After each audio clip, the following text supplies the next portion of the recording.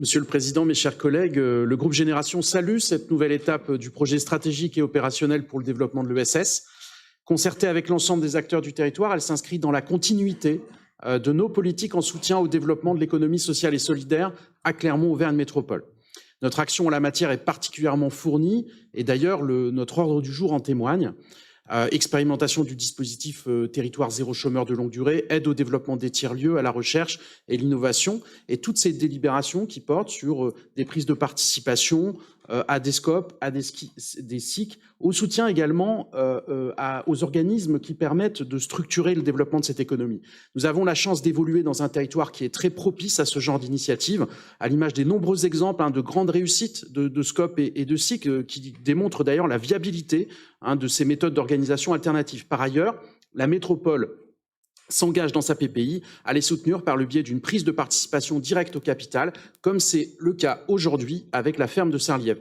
Nous saluons grandement cette décision d'encourager la ferme de Saint-Lièvre dans ses activités. Elle est un exemple d'une mutation réussie, tant dans ses pratiques agricoles, respectueuses de l'environnement et du climat, que dans son modèle social protecteur pour les salariés, mais aussi dans son modèle de gestion démocratique.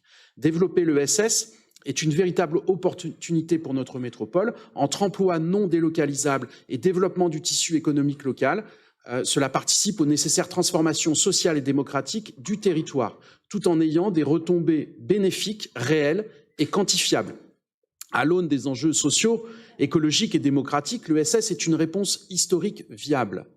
Comme l'a suggéré Madame Mizoul à l'instant, son modèle trouve ses origines intellectuelles dans le socialisme utopique du XIXe siècle. Pour citer Charles Fourier, il s'agit de résoudre la question sociale et économique en réorganisant le travail sur un mode coopératif et associatif, en l'harmonisant avec la nature, en les appliquant aux problématiques contemporaines, accompagnant les impératifs de dépassement du modèle productiviste et des logiques de marché excluantes pour une part toujours plus importante de la population. À cela s'ajoute une attention particulière à la relocalisation des activités économiques, à la promotion d'une économie de circuit court, à l'utilité sociale et à la gestion démocratique. L'ESS est aussi une réponse à la demande de sens dans un monde du travail en pleine mutation.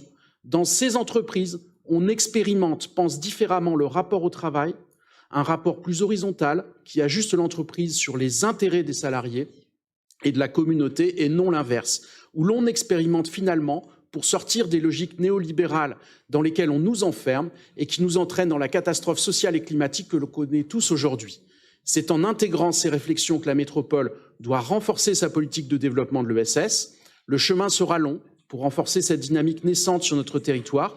En cela, un accompagnement renforcé de la collectivité pour celles et ceux qui souhaitent se saisir de la démarche est nécessaire. Ainsi, nos politiques de développement économique doivent laisser une part plus importante au soutien des initiatives de l'ESS. Nous irons même jusqu'à défendre l'idée que ces dernières doivent être prioritaires dans notre politique de soutien aux entreprises.